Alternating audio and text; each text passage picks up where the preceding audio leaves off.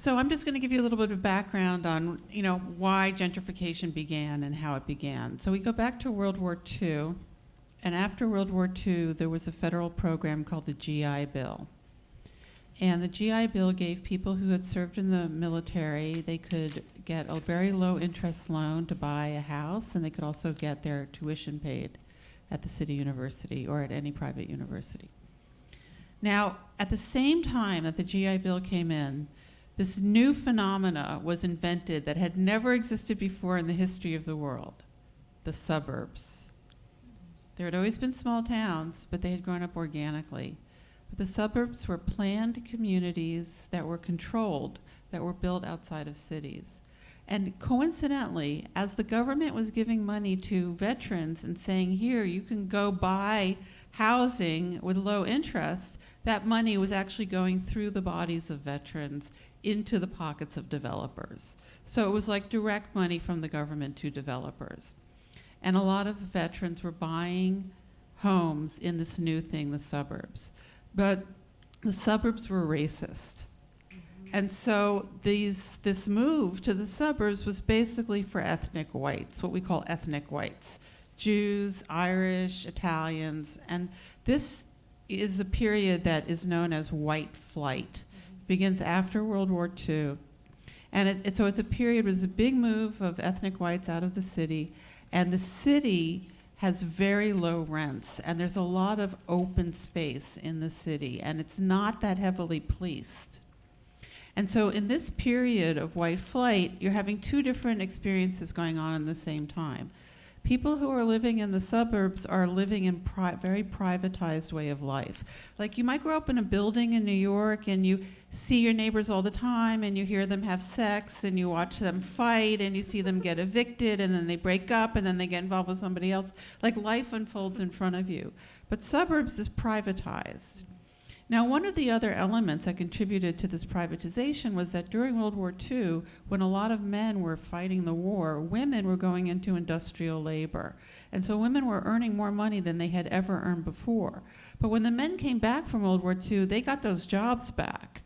And so this whole ideology evolved around the suburbs of women becoming housewives, and this idea that women should be domesticated.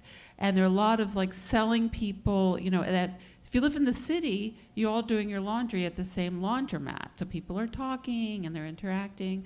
But in the suburbs, each family had to have their own washing machine, right? So everything is secret. So sometimes bad things go on in families. But when you're living in a privatized culture, those things become a secret, right? So we're seeing racial stratification, class stratification, a lot of homogeneity of aesthetics, because all the houses would be designed the same way. People got used to buying things from chain stores. There's a lot of homogeneity, compulsory heterosexuality. It's only the heterosexual family unit. And so people are growing up in that environment. At the same time, in the city, you're getting all of the revolutionary movements are being born at that period. Black power, young lords, Latino power, women's liberation, gay liberation. These did not come from the suburbs. These were products of urbanity. And urbanity is the mix. The mix is the thing that makes cities produce new ideas for the world, new political ideas and new art ideas. Because when you live in a healthy city, your daily life shows you that people are different. That's the message that you get. That's your understanding of what it is to live. And that understanding is why cities produce new ideas. When you homogenize a city, you kill that.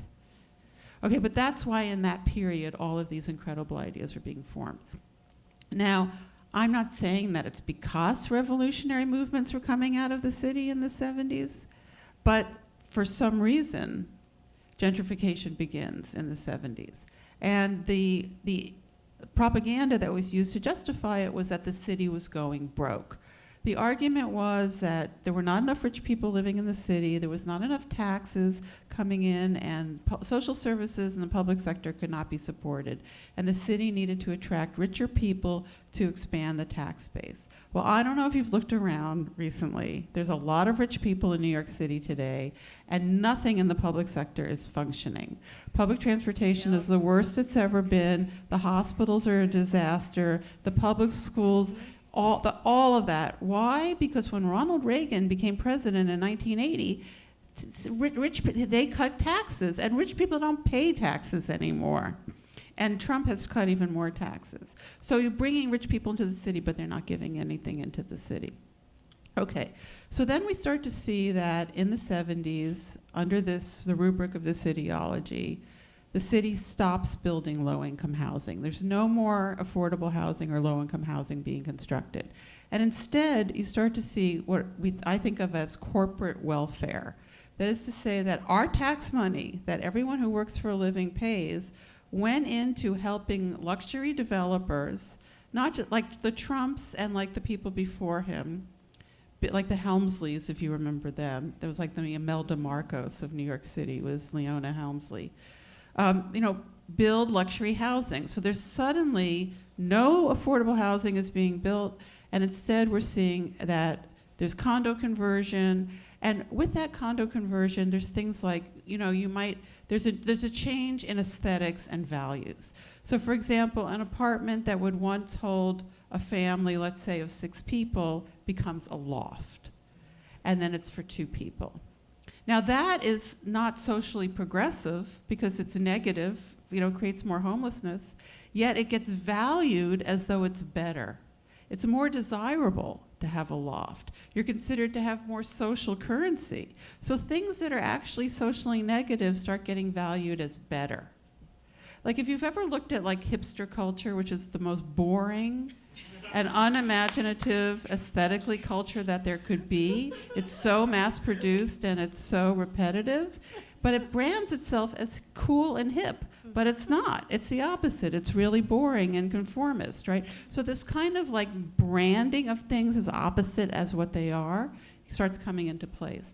And the way that you can really see where that happens is that mixed neighborhoods that are mixed racially and mixed by class, when they start to get homogenized, lower income people become endangered, and their housing becomes at risk. That gets called getting better. But it's getting worse. But it depends on who owns the perspective. And so the perspective starts to shift to the people for whom this new housing is being created. And who are they? They're the children of white flight. They're the people who grew up in the suburbs but had an emotional attachment to the city because their parents came from here. And maybe they used to like take the commuter train in to buy pot or go to Madison Square Garden or something like that, right? So they are invited to return to the city, but they're bringing with them the acculturalization, being acculturated to the suburbs, to privatization. They're bringing a gated community mentality. And that means that they like more policing. They want things to be more controlled.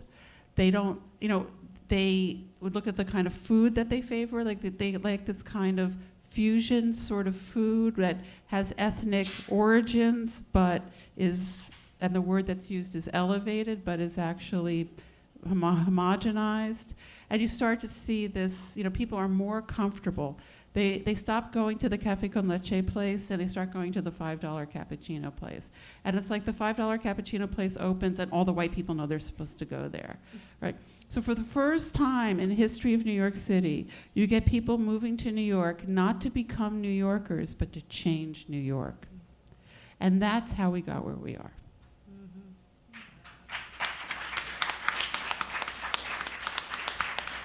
All right. I'm going to read. Okay. So for over a century, through waves of change, including earlier forms of gentrification, this neighborhood persisted in providing a countercultural space, a refuge for those of us who never felt at home anywhere else. And I'm speaking as one of the children of white flight who came to the city to become a New Yorker and not to actually find the city and to find that difference. So artists, immigrants, activists, queers all found a place here. I moved to the East Village in 1994. I was a young, queer, transsexual poet raised in an ethnic working class family in a conservative Catholic small town. And I needed everything the East Village had to offer. Cheap rent, a community outside the mainstream, and affordable small businesses that fed me body and soul with a diversity of foods, books, music, and experiences. And then in the 21st century, gradual change gave way to what felt a lot like a landslide. The East Village was seized by a new hyper-gentrifying population, and those of us who'd found our first true home were displaced. For many, that displacement was a physical experience, loss of home or business, and for many more, like myself, I've been in my rent-stabilized apartment for 25 years, the displacement has been emotional, a jarring dislocation of the psyche. Of course, New York is always changing, as people endlessly like to remind me, and the East Village was not always the East Village. The neighborhood east of Bowery, between Houston and 14th, was the northernmost section of the Lower East Side until the early 1960s, when it was renamed to sound like its fancier neighbor to the west. The first wave of true gentrification in the East Village is often dated to the 1980s. In 1988, the Gap moved onto St. Mark's Place, and Tompkins Square Park erupted in riots. Not because of the Gap, but Should have, right? in some ways. Yeah. Exactly. Protesting a curfew and the removal of a homeless encampment, activists carried banners with the slogans "Gentrification is class war" and "Gentrification is genocide."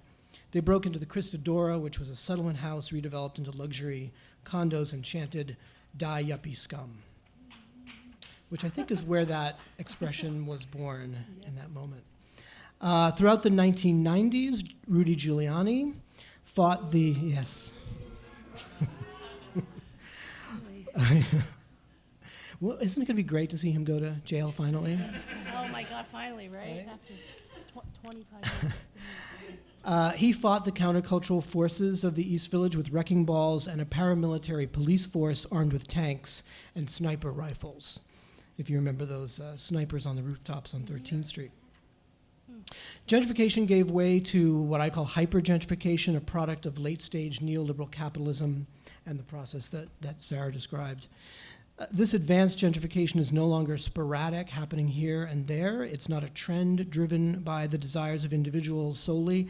In 2012, with Bloomberg, you can also hiss here, rezoning over 100 neighborhoods, and he, the way he zoned, he would upzone for development in black and brown, poor and working class neighborhoods, and he would downzone in white neighborhoods where people were homeowners to preserve those neighborhoods.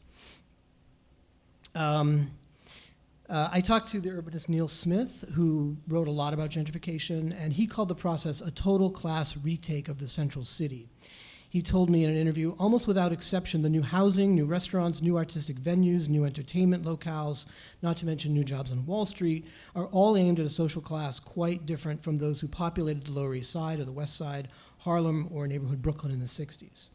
So in came the mega developers putting up luxury glass towers and condo boxes from Astor Place to Avenue D, and the population of the neighborhood dramatically changed.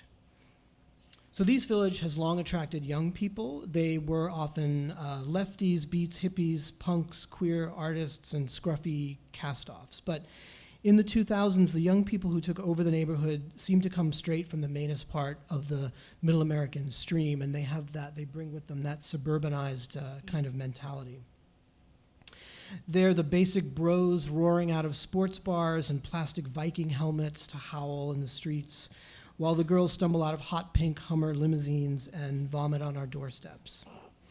The new landlords, like my own, pressure the old residents to leave with harassment or low buyouts or eviction, as they cater to the new class, offering, in my case, a digital doorbell that not all of us can really use very, very well. Often the older rent-regulated, you need an iPhone to really use it optimally.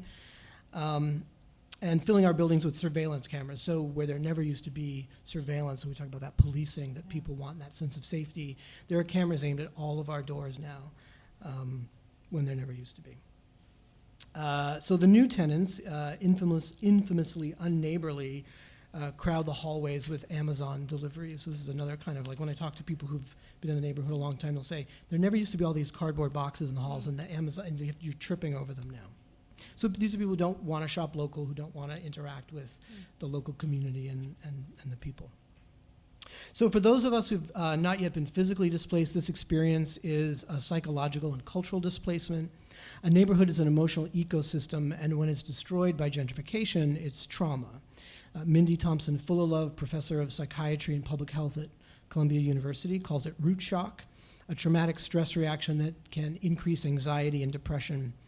In early 2015, to cope with my own stress reaction, I started the group Save NYC with a mission to raise awareness and pressure politicians into protecting the city's small businesses and cultural institutions. So empty retail space in New York has doubled over the last decade. In that same time, while writing my blog and book, Vanishing New York, I talked with countless small business people about the forced closures of their shops and restaurants, office spaces, and art studios. And over, they told me that the number one reason they were shutting down was because of the rent. Either the landlord would demand an enormous rent hike, or they would just refuse to renew the lease completely. So while online shopping certainly takes a bite, thriving mom and pops, beloved in their communities for 20, 40, 80 years, are largely pushed out by rents that double, triple, quadruple. I've heard of rents, there aren't words for this, factors of 10, basically. And the spaces sit empty for years, as a lot of you have seen, these empty places that create high rent blight. New tenants that come in, oftentimes people say, oh, but small businesses are moving in. They often get a year-long lease, or there are these pop-ups. So they're creating this revolving door city where the fabric of our neighborhoods is destabilized. Psychologists and neuroscientists who study the streets have shown that the monotony of chain stores actually makes people depressed. Senior citizens age faster when they live on blocks of chains instead of small businesses. A diversity of stable mom and pops both improves and extends our lives. But that diversity is being destroyed by unregulated greed, and the city's small business crisis, I also think of it as a public health crisis.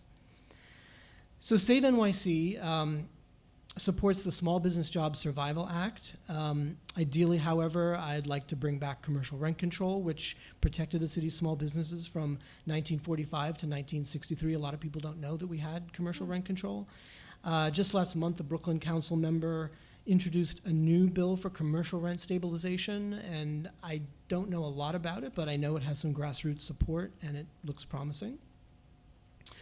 Save NYC also supports a vacancy tax. Bill de Blasio's kind of talked about a vacancy tax, but I don't think he'll ever do anything about it, on landlords, basically, who create high rent blight and keep these spaces empty for years.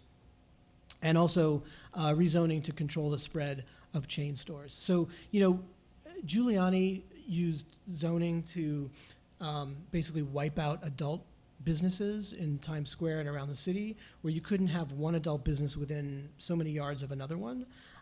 It was deemed unconstitutional, but he did it anyway, and I don't see why we can't do that with chain businesses.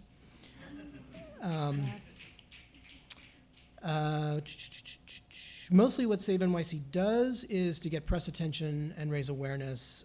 We've sponsored cash mobs for businesses, held rallies and funerals for closing businesses, and testified before City Council.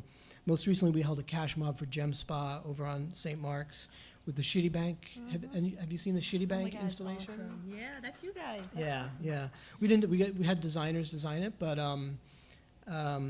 basically we wanted to do something that was going to draw attention. Citibank wants that space and was talking to the landlord about it. So we wanted to say, you're not welcome here, and neither is, no more banks, no more chains. So, and they've gone in there to kind of talk nice to the owner of Gem Spa to try to get them to take down the installation, and it's not happening.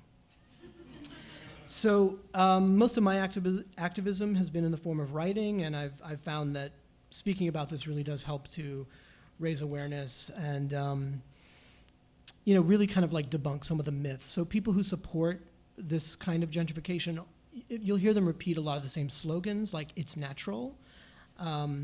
New York is always changing, so a lot of people say this, and it's really important to kind of question, like, well, where is that yes, this is true that New York is always changing, but the statement is used to kind of excuse a lot of what's happening. And the other thing I hear a lot about is there's nothing you can do about it. You know, it's the free market, there's nothing you can do, but there's a lot you can do about it. So what they're distracting us from is that our current state of hyper-gentrification is socially engineered. And its aim is to remove poor and working class New Yorkers, mostly black and brown people, from valuable land for the purpose of, as Sarah said, turning it over to upper class, mostly white people, corporations, banks, and developers. And it's not inevitable, it is policy, it is the product of a whole bunch of policies. And basically, you know, change the policies, right? So I've noticed over the past decade, and especially the past couple years, there's been really a massive shift in awareness as more and more people are really waking up to the realities and fighting back. And I know some of the subject of this is hope, and that's what gives me hope.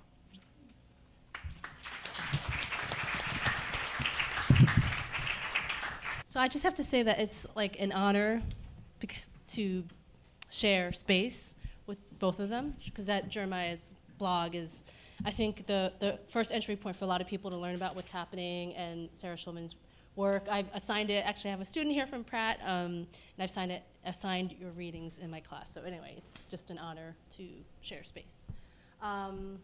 Okay, so I'm gonna talk mainly about the organization, collective that I help co-found with two other artists. I was born in New York City, born and raised in Sunset Park, Brooklyn, which is a whole nother hot mess, right, of gentrification. I grew up on the 8th Avenue side, and I think everyone has heard of Industry City and what is happening with Industry City, which is really terrible. But the same forces that actually are gentrifying Industry City are also gentrifying the 8th Avenue Chinatown part, mainly Chinese banks, and then of course US-based developers. Absolutely same thing that's happening Lower East Side and Chinatown and Manhattan is really sort of happening all over the city. But just wanted to start with this quote, because I think for us, when we talk about gentrification, yes, it's individuals, it's the white faces, it's the, you know, visual triggers of cafes where we see white folks, right? But I think that for Chinatown Art Brigade, when we talk about the work, we're talking about systems. And it sounds like, you know, just to echo what other folks have said already, that individuals, right, don't have a whole lot of power to change things. As a body, they do, of course, right, and can be organized. And, you know, it seems like there's a level of awareness now. But for Chinatown Art Brigade, for us, really exposing the landlord class and within that, there's a creative class, which I'll get to soon, but of course the real estate developers. And the real estate developers know how to pit the creative class against working class folks who have been in the neighborhood for a really long time. And so we talk about systems. So Ultra Red LA is a group that I really admire. This is just a simple quote: gentrification is a displacement and replacement of people for profit. And so that just really sort of just guides our work, like a fundamental principle when we're exposing systems. It's not just about individuals, that this is kind of a planned economy of capitalism, you know, like the ruling class. If you can go to the next slide. So I know there's a whole lot of words. All this to say that Chinatown Art Brigade was started by folks who, born and raised in New York City, were artists, were activists. We some of us are tenants, monolingual Chinese speakers, folks who just really care about what's happening. And we also want to change the narrative that for us, we all are creatives in some way or another, and that we actually can change the perception of artists being the front line of gentrification, and that's a big part of what we're trying to do as well. But our huge partner that we work with is called Chinatown Tenants Union in Chinatown. It's a group called CAV, and we've been partnering with them for the last 5 years. If you go to the next slide, this is us, some of us here. Go to the next slide. This is on the rooftop of a tenement building where the person who's holding the Save Chinatown sign, she's actually been organizing folks in her building, mainly Chinese migrants, Chinese immigrants, some documented, some not. But this building here, the landlord has made life miserable for them in the last 5 years because they want to empty out the entire building so that they can put in sort of a more luxury class of people in there. And these are one of the few tenement buildings left where, of course, the conditions are not great. It's like, if you heard the term flop houses or SROs, where it's like 9 rooms maybe in one apartment, right? That used to be a family of 2 maybe. For the last 40, 50 years, it's like 9 people that live in this floor. But that's home to them. And so as a part of our effort to combat this gentrification, it's, I'll talk about Chinatown Art Brigade's work, but storytelling has been a big part.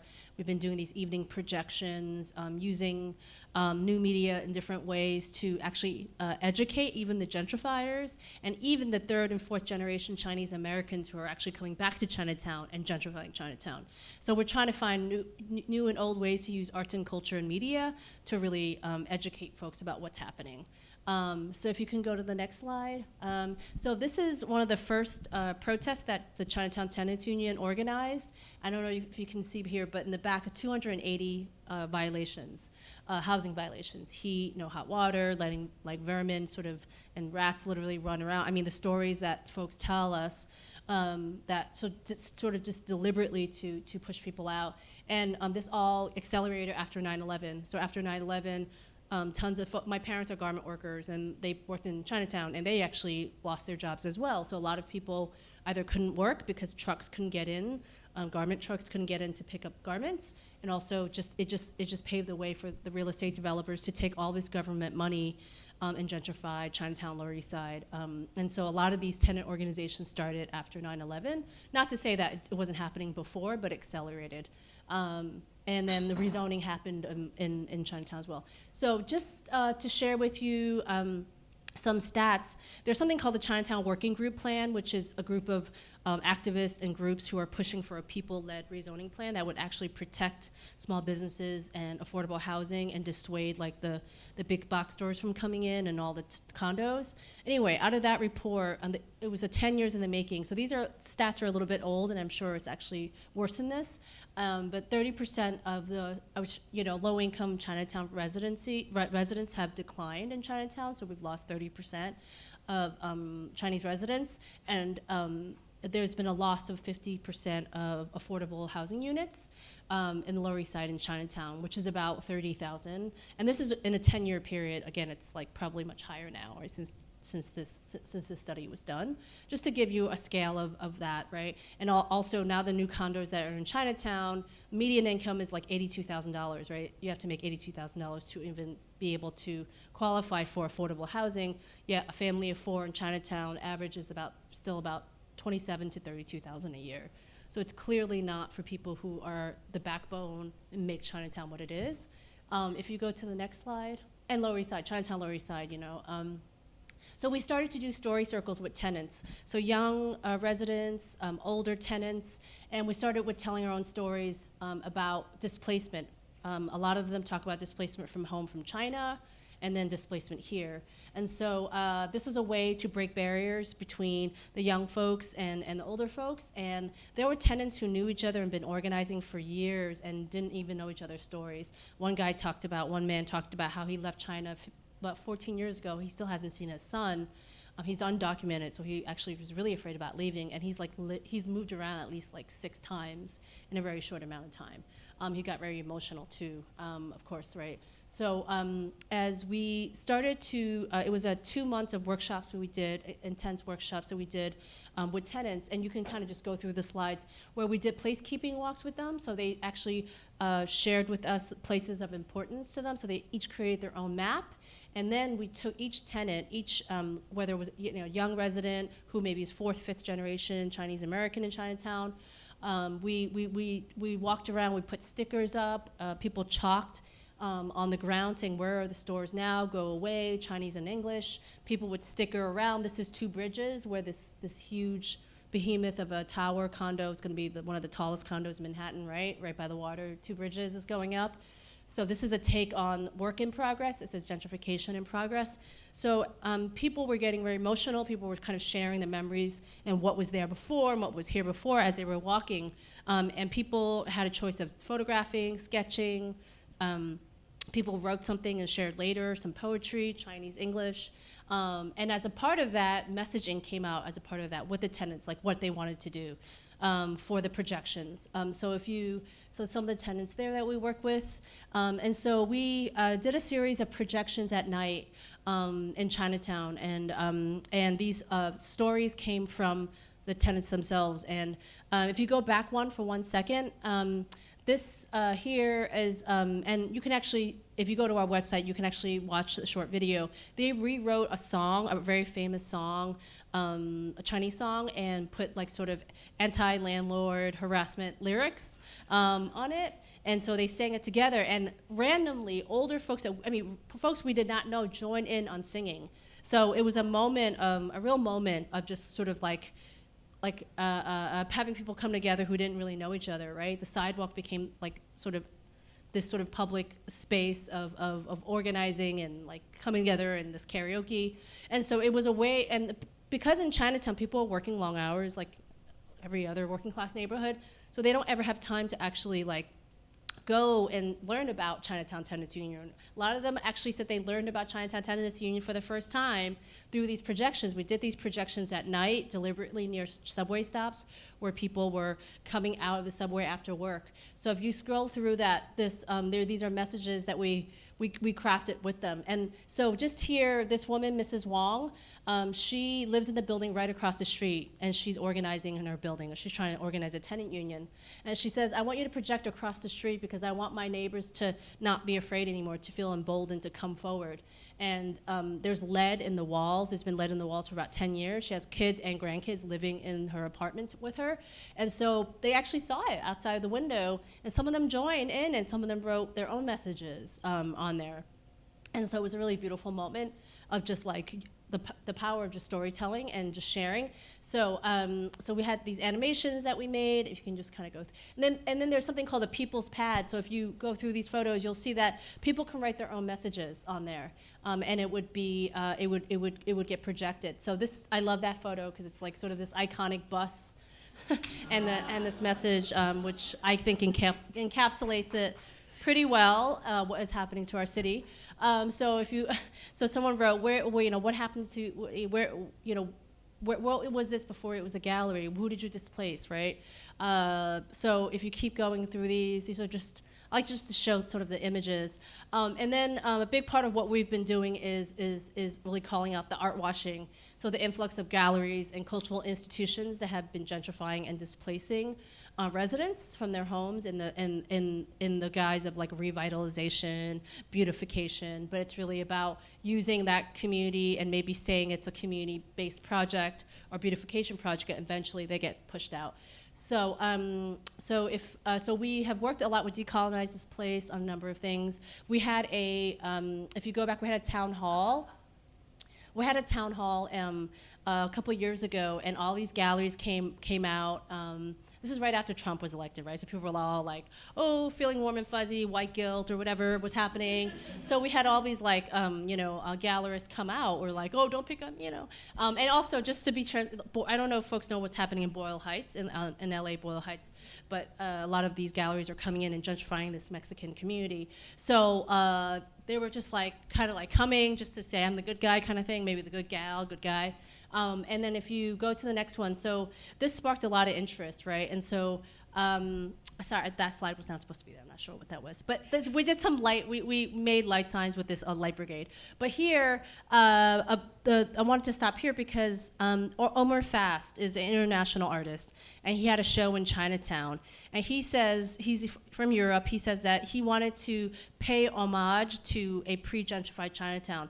But he made the entire exhibit, which is a white box, look like garbage. So he purchased all these things like the chairs, he punched holes in them, he put plastic bags on the doors, he purchased broken cell phones, a broken ATM, you can't really see it, but this I don't know, this meshing thing on the ceiling, lanterns, outside was just garbage, cans all crushed with cones, and then duct tape all over the floor. So he said, this is pre-gentrification, like I'm trying to honor your culture, right? But it was all literally garbage. So we occupied this space and we protested, and of course he has his right to free speech, but we also have our right to say we're really insulted by this. So if you go to the next few slides, you'll just see that, they got all mixed up. I'm not sure what happened to the other. There we go. Okay. All right. Okay. So yeah, so these are some of the photos from our protest. If you advance more, we did a celebration when it ended. We never told people not to go. We said go in and make up your own mind. This woman who was like, she's saying, we have like over 100 years of organizing here. I mean, of culture and of resistance here in Chinatown. How dare you depict our community as garbage? And she was really angry, right? And so if you just kind of go through the last few images, we occupied the space for a bit. We took it over. We made a statement.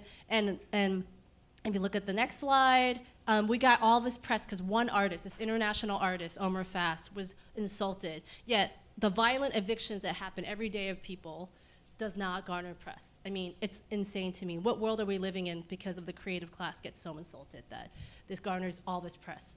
And then I will just end with the last one. If you can, these 130 galleries in Chinatown that have replaced mom and pop places. There was one that I wanted to end on, which is the Museum of Chinese in America. So if you can go to the last, maybe one. You can. A lot of this is on our website, so we're working on doing mapping and what was there and what's there now. Yeah. So we did a anti-displacement walk, calling out some of the institutions that have using art washing to gentrify Chinatown. So the new museum, they have something called the New Ink. I think this is really important to mention because the new museum, puts them as no, not the people who work there, right? The museum itself puts themselves out there as this really progressive institution or really, really hip and edgy. But they started something called New Ink, right? And New Ink helped incubate Wall Play. And Wall Play is basically a corporation that where all the stores on Canal that used to be the lighting stores, electronic stores, all those stores, they have their pop-ups. So they're revolving doors every day. They're in there for maybe 3 months, and then another business is in there. Another art display, or they sell some kind of kitschy thing, right? And it's a way like warehousing, commercial warehousing, because people say, oh, but there's so many retail spaces. What are you talking about? There's no gentrification happening. Like, no, they sit on it. They can sit on it for years and years. But now they're doing this pop-up thing that's happening. So Wall Play was someone that we really want to call out. And then finally, the Chinese Museum, the Museum of Chinese in America, the chair of the board of the museum is also a real estate tycoon, third generation.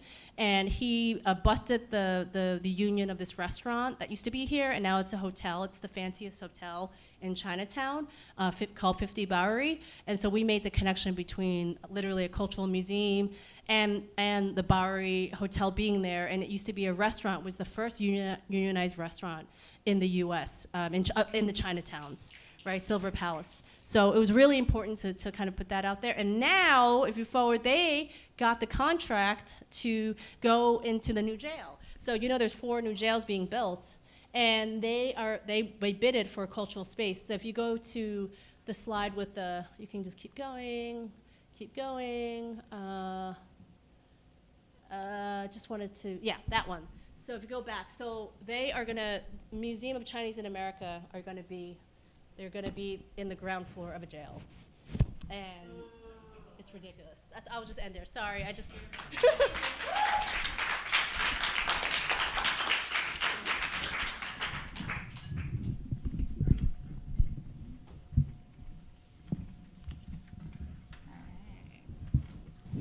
Let's see if this mic works.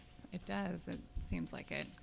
So we have the wonderful privilege this afternoon, this evening, of having these 3 great storytellers with us. And I think the work that each of you does is so significant in bringing forth the stories of gentrification that are taking place in neighborhoods across the city. I want to sort of step back for a minute and just briefly read something that Sarah wrote in her book, The Gentrification of the Mind. And she writes, "None of this can be proven. There are no statistics, footnotes, or quantitative studies I can cite, conduct, or synthesize which can prove that the consequences of suffering combined with the homogenization of cities produces a change in consciousness." And I think that's something that is really important to just, after we've taken in all of this information, spend a moment thinking about, right? The fact that we see our neighborhoods changing every day, and we all probably see different things, and it's difficult to count them, it's difficult to keep track of them. Last month, a Korean-owned grocery store a block away from my house closed, and I cried for a week, seriously. And I remember sort of thinking to myself, how many other people are walking by this store and noticing that it's closed? And how many other people are nursing broken hearts for different stores that have closed, the loss of that community, the store owner that I used to call my neighborhood dad, right, no longer being there, the cat named Smokey, who we had a sort of love-hate relationship. And I think it's really important to sort of think about how each of us is experiencing the change in our neighborhoods differently.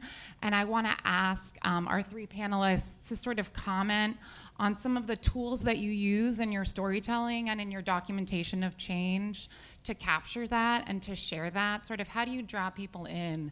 How do you also create solidarity, help people feel less alone as their neighborhoods are changing? I think that coming together and recognizing the value of the communities that we have is crucial in the fight against gentrification and in sort of the acknowledgement of it taking place. So I think we'll open with that and see what these wonderful people have to say.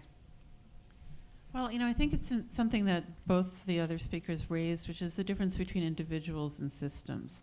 And I think that, individuals do have responsibilities and can play roles, but you can't fix it completely as an individual. So I just, just a few things to think about as an individual. If you're moving into a building or you're moving into a neighborhood and you're the gentrifier, right?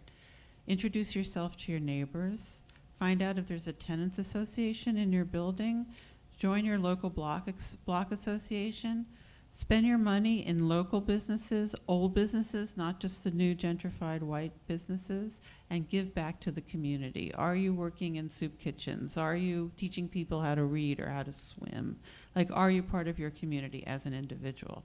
But as a collective, and this is to speak to what Jeremiah raised, this is a question of political will. And this situation can be changed. So just to lay out what is required, New York City needs 500,000 housing units that are accessible. That is the number. When de Blasio ran for mayor, he promised 200,000 units, and that was a lie. Okay, de Blasio's plan turned out to be a gentrification plan. But that is the real number. And these issues that Jeremiah raised about commercial rent control, they are essential. We need commercial rent control. We need a vacancy fine. I think people should be fined for buying to flip instead of buying to live. Businesses that have more than three branches should be fined. I mean, with very strong policy, we can turn this around. It's possible, but it's an issue of political will. So, those are the concrete tools that I see on both the micro and macro level.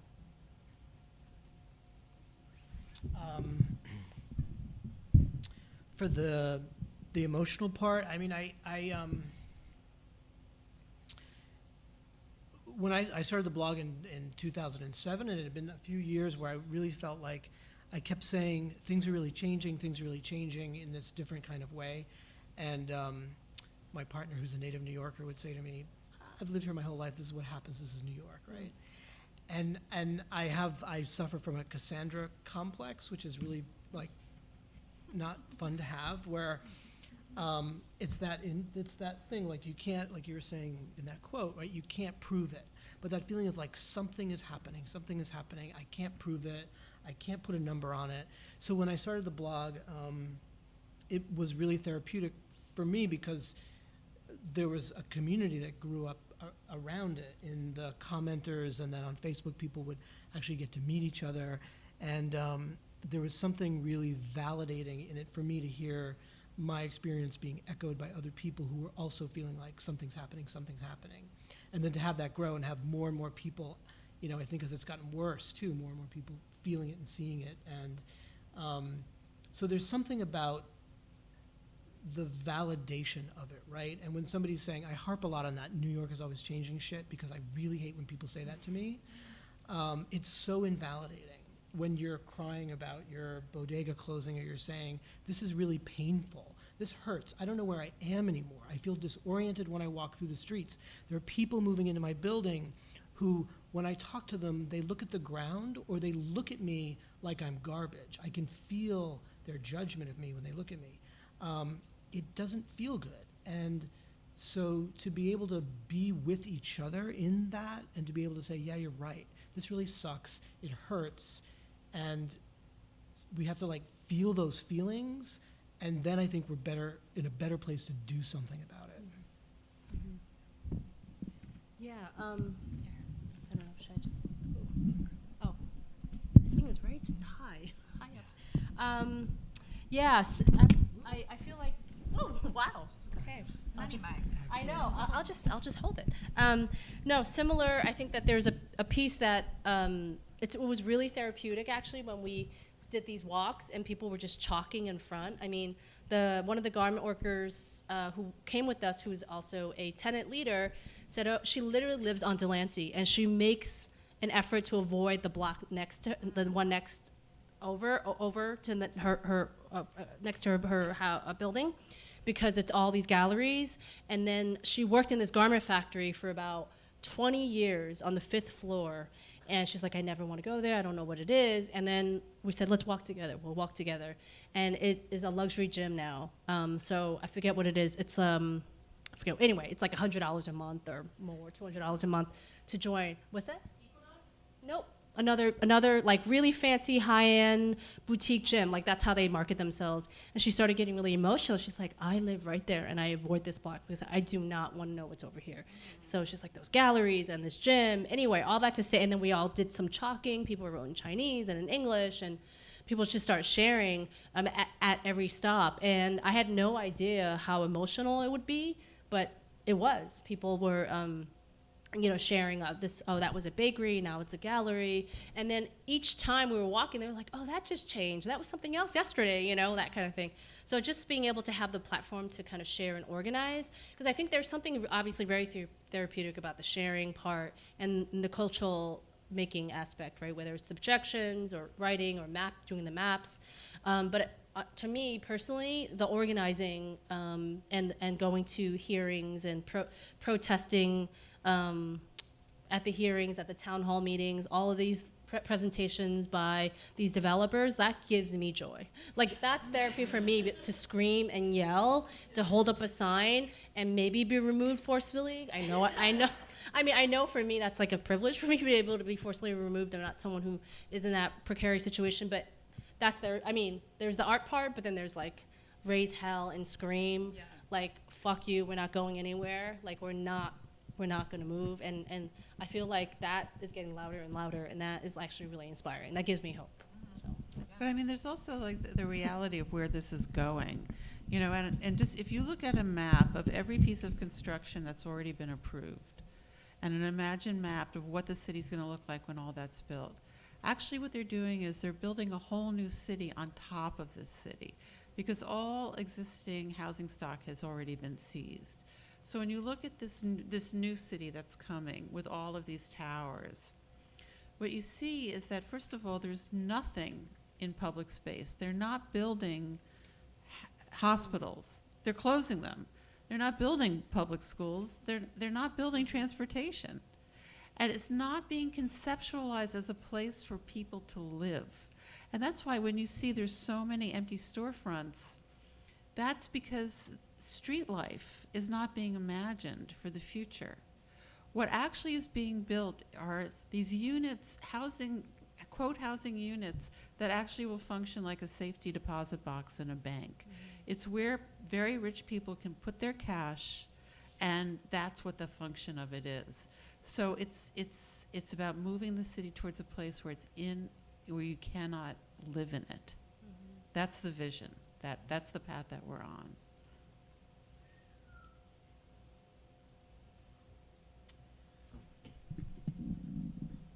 Do you want to add anything? You guys are good? All right, great. I want to switch gears a little bit and sort of talk about this neighborhood, right? Here we are in this really special, important place in the context of New York City, in the world, as a site of many, many years of activism, invaluable contributions to culture sort of across spectra. And I think right now something that we are seeing here is this rapid gentrification, this sanitization, this what Jeremiah, one thing that you refer to in some of your writing is this idea of authentication, right? The sort of fake making of the authentic. And I think that that has the effect of sort of obfuscating or confusing people as to what's really going on, because if things are created that are, you know, as if it was the original or as if it was an homage to an original, or the sort of the artist that you brought up who's saying, oh no, I'm respecting the history that existed here without actually doing so, and in fact actually, you know, causing even more harm in those actions, that can be very confusing to sort of process and figure out what to do about. And I wonder, as we sort of jump in our conversation from the action of the individual and the mourning and the emotional processing that we do together and in our communities, and making that bridge to affecting policy change and sort of motivating the political will of public officials, how do we use the neighborhood as the space within which to make that leap, right? Because here in New York City, something I tell my students all the time is that you're represented by at least 6 elected officials, right? You've got your council member, your state assembly member, your state senate member, your U.S. congressional member, right, and then your U.S. senator, and then there's other people that are, you know, your school district, your community board. There's a couple of other things that are sort of in the mix, and it can be really hard to kind of know who to go to and who to bring into those conversations. So I'm curious, just in the you know, wide array of work that you've done, sort of how you've been able to get people to listen, right? I think that's part of the big frustration as we're watching these neighborhoods change. We're watching this sort of sanitization, you know, gentrification upon gentrification of our neighborhoods. And sometimes it feels like, yeah, we're going outside and screaming and we're feeling better, but are we screaming into a void, right? And how do we get to actually a place where we can take action in a meaningful way with the folks that are signing the legislation, passing their rezonings, et cetera? Well, I mean, everyone should have a tenants association, right, in your buildings. But, you know, and I mean, that's not really where I'm thinking. And you know, I don't think it's on that level. Let's just talk about the East Village for a minute. Yeah, so, I mean, sure. one of the things that's going on here is that there's a lot of homeless people in this neighborhood now. And there's homeless encampments under all those scaffoldings, you know, as that's the irony, right? They're building luxury housing and homeless people are living there. There's still a lot of drugs in Tompkins Square Park, which amazes me how much heroin is still in that park, even given all of the policing. And then on Sundays, you know, there's hungry people lining up, and there's churches and Christian organizations that are feeding homeless people and house people who are hungry and are standing in line for food. So you have this juxtaposition in the neighborhood that's remarkable between the richest people in the city and the poorest. So it hasn't completely succeeded in destroying, in removing everybody, but it's still a place that homeless people are attracted to. The other thing that I've noticed is that kids, like trans kids and queer kids, and come here and walk around. Have you noticed that? Like, people still see the East Village as something that has meaning for them, and when they want to feel free, they come here and walk around and feel like they're being free. Even though all the housing has been seized and the storefronts have been seized. So there is this kind of tension. I don't know, what have you? Yeah, every so often you'll see like a punk kid with a mohawk walking down St. Mark's Place, and it's like there's nothing left there for them, but there's some sort of something is calling to them, some leftover of the spirit of the place. Yeah, it does. For now. To your question, I mean, I don't know. I'm like, why? You know, I think it is a lot of. I feel like I am screaming into the void a lot, but I also feel like the winds are changing. I mean, that whole grassroots movement to get Amazon out of Long Island City was incredible, and those, I mean, that was like that really felt to me like this changing moment in what has felt like an impossible, you know, that this thing is an immovable object that people have been pushing against, and that thing was like, boom, it just blew everything wide open. Yeah. And I feel like that, you know, I mean, politicians, when the winds change and they know they're going to be out of a job, they start to listen, but it has to get loud, like really loud, and I think that did it. I mean, can I just say I have no faith in politicians at all, no matter, even like, you know, this sort of new wave of change of more women and, you know, minority, you know, like people of color, right, all this stuff, right? I mean, you know, even with the Amazon win, right, it was, we all know, I mean, I know, all of us in this room know, it was the will of the people, and then people powered sort of organizing that made that happen. Yet all the politicians were jumping on that bandwagon at the press conference, taking credit, saying, I did this, you know, and clearly they jumped on it really late. But just to say, and then finally took credit, right? But Margaret Chin, who is the city council member for parts of Lower East Side in Chinatown, has historically been just so behind. I mean, she literally is trying to play both sides. Like with the towers, right, with the two bridges towers, she's saying, oh, hold up, but let's negotiate in the back door, or like let's sort of do a backdoor deal, right? And then with the jail, she was all behind it. I mean, she totally voted for the jails, for jails, because she believes they're more humane, right? And I mean, cages are cages, right? That's just what they are, right? And so she said, oh, well, at least I negotiate some give back. The senior citizen center will be fixed up, and we're going to have a cultural center on the bottom floor of this jail, right? And people, I mean, people, not only the left, like not the left, not just us, but sadly the people who are the not in your backyard people, you know what I'm talking, not in my backyard, and often very racist actually, and very anti-black sentiment in Chinatown, which is horrible.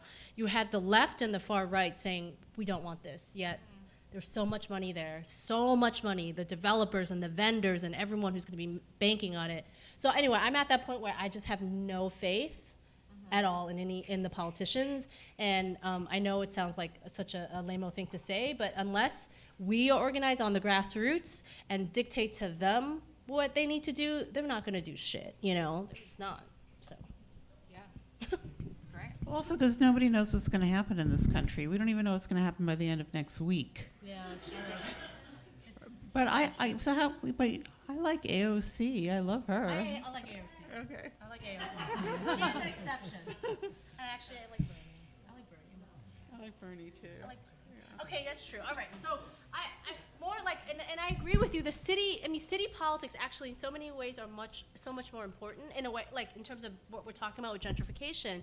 Yet sadly, the ones where I am in Sunset Park and the one here in Chinatown, they both are they're just bowing to developers. They're not working for us. They're working for the developers. And one is Latino in Sunset Park, and one's Chinese in Chinatown. It's like, they look like me, or they're people of color, but they don't have my interest in mind, you know? So. Yeah, I mean, just a brief follow-up to that, why? Why are they kowtowing to the developers, and why are they not listening? Well, they're corrupt. I mean, the de people? Blasio was a terrible disappointment. I voted for him, and I believed everything that he said, and then he turned out to be completely corrupt. Yep. You know, so I mean, that's what the problem is. And also, you know, this idea, and you mentioned Sam Stein, he talks about it in his book, Capital City, but, you know, all of this happened, as you're saying, in the 70s. There was this neoliberal shift, is what they call it, right? Where this idea of like going from a city that is about redistributing money and to this kind of like deregulation and privatization, and you know, it seeped into everything, and it also seeps into our minds. And so when you talk to politicians, or you talk to a lot of people, mostly middle-class people, will say like, well, you know, we have to have the developers on board. Isn't it wonderful that, you know, Essex Crossing has a few affordable units, when the reason that that's there is because they bulldozed, you know, all of those buildings where how many people were displaced back in the. the Like, Puerto, you like know. tens of thousands because of the 6 Yeah, buildings that yeah. Puerto Rican So it's this thing of tenants. like we can't Puerto have Rican. it unless we Yeah. cater to Yeah. the wealthy class, the developers, the big business, the banks. So there's this idea of like there is no alternative, right? That was the slogan from Margaret Thatcher about neoliberalism. There is no alternative. We have no choice. This is how it has to be. So it really is a failure of imagination. And so as people are imagining something different, which we're seeing every day now, right? Actually, kind of thanks to Trump in a lot of ways. It's it fucked people up enough so that their imaginations are opening up, and something else becomes possible. But also, I mean, one of the things you're bringing up here is the failure of the concept of the graduated income housing. That was a utopian concept at the beginning, but now we see that it's gentrification, and it doesn't work. Yeah, and I think this kind of imagining the alternatives, right? I mean, I know it's a little bit almost impossible in New York City because real estate is so expensive, but if you look at Baltimore and you look at other places where they've actually secured community land trust, where folks are coming together and forcing the city to give them buildings. I mean, of course, it's not getting to the root cause, right? Which is real estate, greed, capitalism, but that people are really trying to think beyond, right? So yes, we're fighting against, but what are we fighting for? I mean, obviously we only have one community land trust in New York City, and that's Cooper Square, right? Like on 4th Street between 2nd and 3rd. It's this beautiful little block where it's like, you know, below market rate, and they've all been there for 50 years, but it took 50 years to win that community land trust.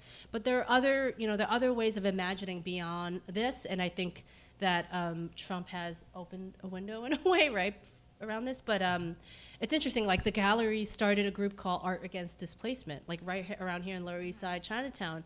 I don't know what they're gonna do, like what are they really willing to give up, like materially, but they're having these conversations, like my role, like our role in gentrification, because they're a huge voting bloc. I mean, there's 130 galleries in Chinatown that have replaced mom and pop places, which means their friends have come and built amenities like the bars and the hipster bars and the restaurants, and then they end up moving to Lower East Side in Chinatown. So what does that mean? How does that change the character of the voting bloc within Chinatown and Lower East Side, which is a huge thing that we've been talking a lot about, because it's actually had a really, really bad negative effect, because we almost were able to beat Margaret Chin this last time. It was so close, but it didn't happen.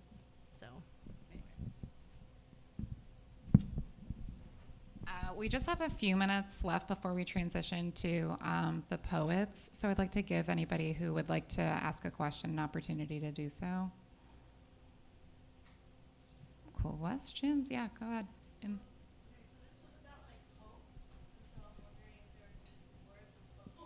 Yes, words of hope.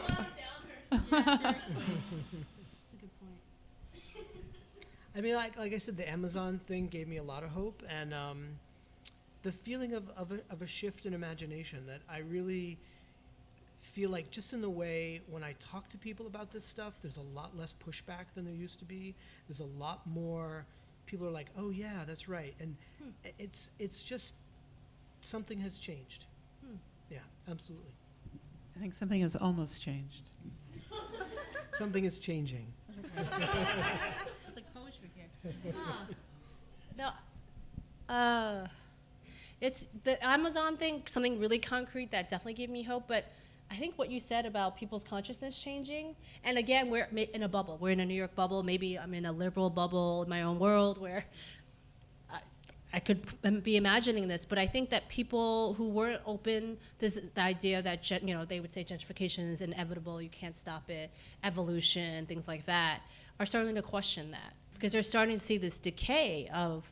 It's like we're at that point where it's like the housing bubble is going to happen again, because it's going to happen, and so they're like, yeah, this is not sustainable. I mean, like people who are not just on the left, people middle of the road, other folks are starting to be open to this idea that something's got to give, and actually an alternative is maybe possible.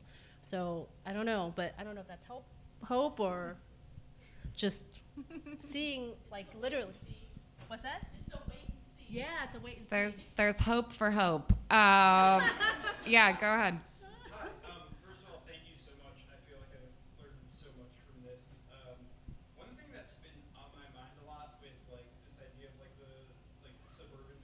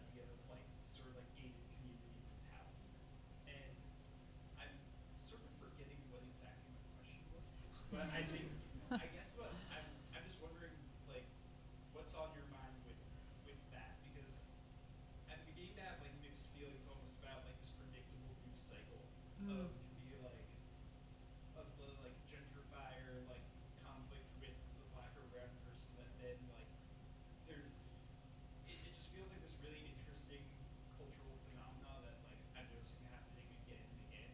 And I'm curious what your thoughts are with that in correlation with everything that you just talked about. Well, I mean, one of the elements of white supremacy is this idea that other people want what you have, right? That people of color are going to take your bag, right? Or they're going to, and that white people own the space and own the city and own the building. So now there's so much segregation.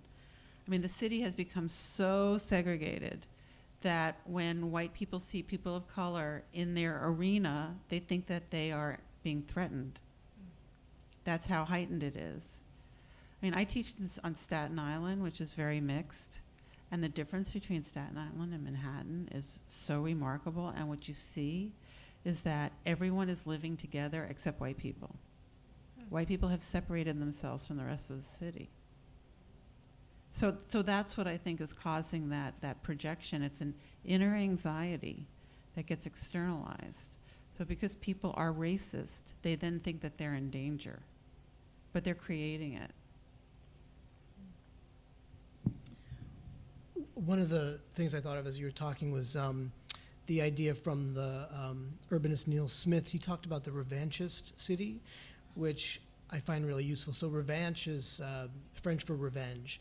And the idea that he put forth was basically that the children and grandchildren of white flight have in their hearts this sense of that they're not just coming to the city because they love the city, they're actually coming to the city to take it back from the bad black and brown people who destroyed it, right? That this idea that the city was left to these savage people who burned it down and ruined it, and now they're going to come back, the white people are going to come back, and they're going to make it better again, and they're going to seize the city. So there's a kind of there's the racism in it, there's the white supremacy, and there's an anti-urbanism in it as well. There's a kind of actual hatred of the city. I think, I feel it in the way a lot of these people behave, just in terms of the insularity of it, the sort of walking around looking at phones, not looking at the world, not saying hello to your neighbors. You have to kind of hate the city to behave that way here.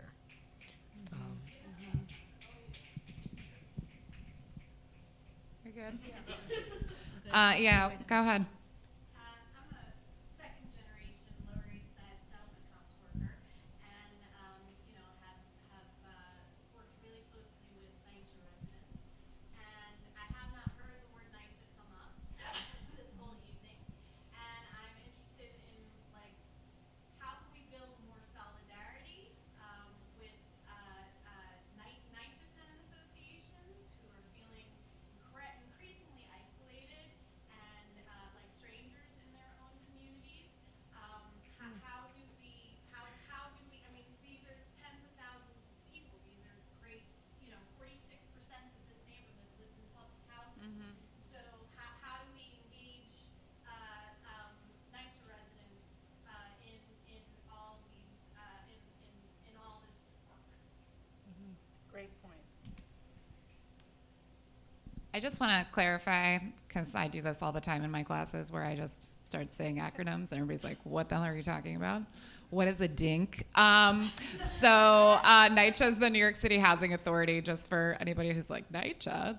But go ahead. I mean, I don't have an answer to that, but you're right. Yeah, just a plug for some of the local organizing that's happening, and it sounds like you're probably familiar with Goals and some of the other groups. There's a group called the Protect Lower East Side, the Coalition to Protect Lower East Side in Chinatown, and more recently, well, not in the last 3 years, because they're trying to fight these towers that are going up 2 bridges. They've been doing a whole lot of door knocking in the NYCHA housing projects because there's a real danger, right, of that being privatized. And essentially it is being, everyone knows about infill, like what's happening with so it's like NYCHA owned property that maybe there's not a building, but there's supposed to be some kind of development in the future. Maybe there's a park there, a parking lot. De Blasio has sold off a lot, is selling and continues to sell off a lot of this infill land that NYCHA has there's always been this promise that they'll build more NYCHA housing. So it's happening already, essentially. So there's been a lot of organizing, I know, going on around that, because there's NYCHA, and then there's the towers. I mean, can you just imagine that when the towers go up 80 floors?